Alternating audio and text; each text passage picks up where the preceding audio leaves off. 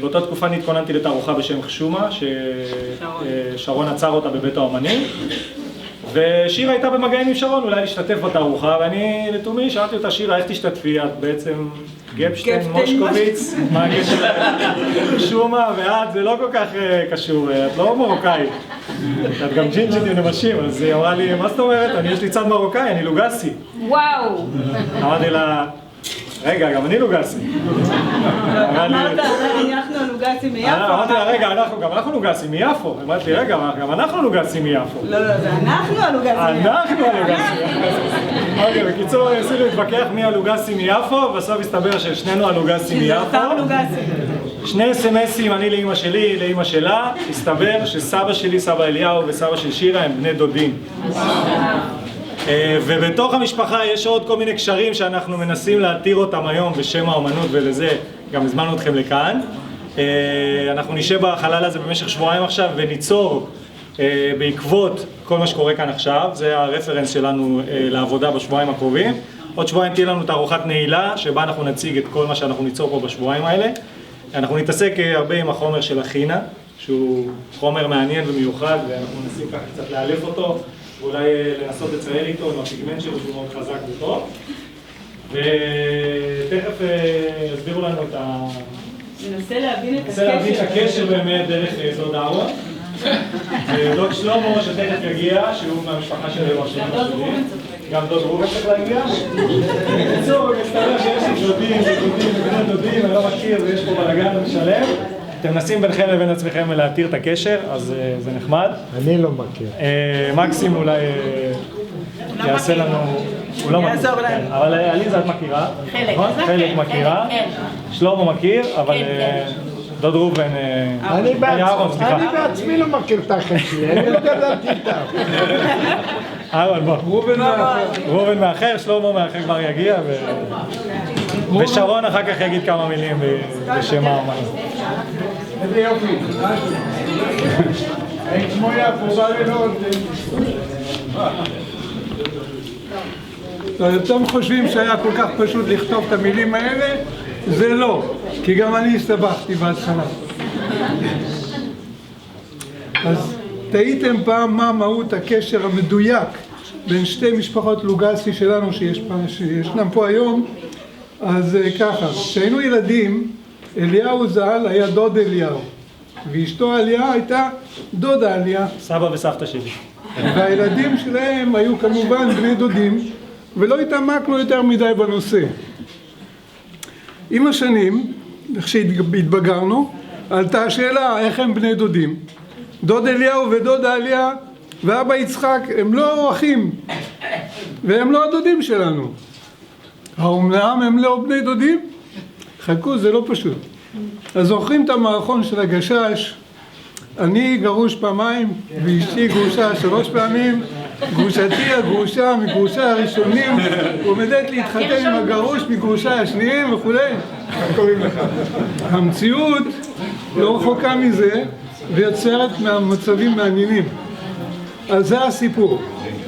אבא יצחק, אבא שלי, התחתן עם סטה ז"ל, שהיכה גם בדוד שלו. זאת אומרת, אבא שלי התחתן עם בדוד שלו. להם נולדו 3 ילדים, שמעון ועמרם ז"ל, ופרלה שתיבדל לחיים ארוכים, היא פה איתנו. אליהו הוא אח של סטה, ולכן הוא הדוד של שמעון ושל עמרם ושל פרלה.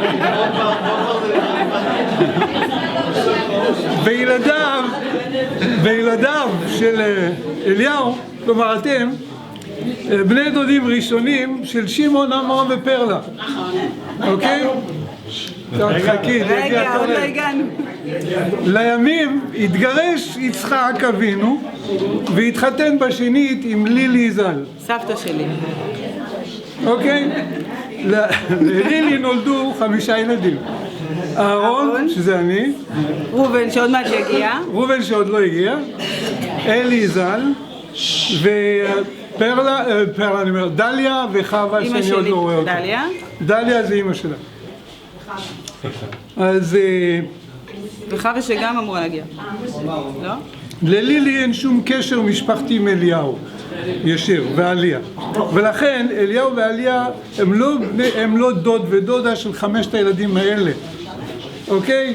אז הילדים הנ"ל וילדים הם אינם בני דודים ראשונים של אהרון, ראובן, אלי ודליה וחווה. אוקיי. אז המצב שנוצר הוא כזה.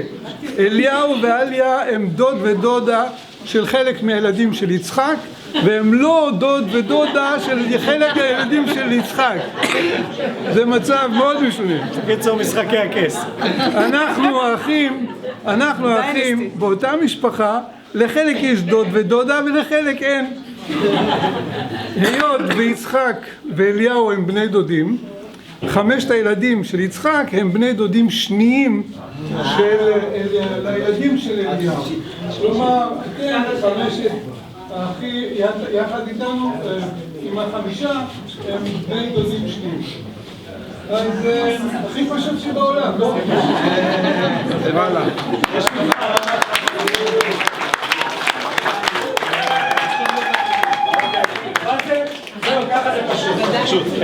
אם אתם רוצים, שואלים אתכם פעם מה זה אומנות, תגידו משפחת לוגסי. זה הכי פשוט.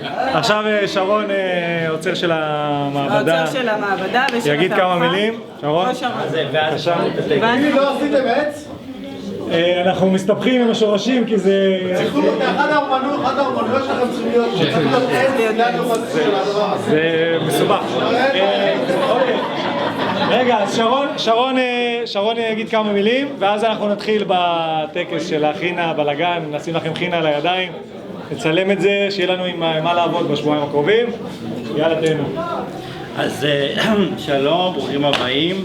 האמת שמה שהוא אמר עכשיו זה הפרפורמנס הכי טוב שאני יכול לדמיין במקום הזה. אז כמה מילים, המעבדה, אתם רואים, זה מקום שהוא היה...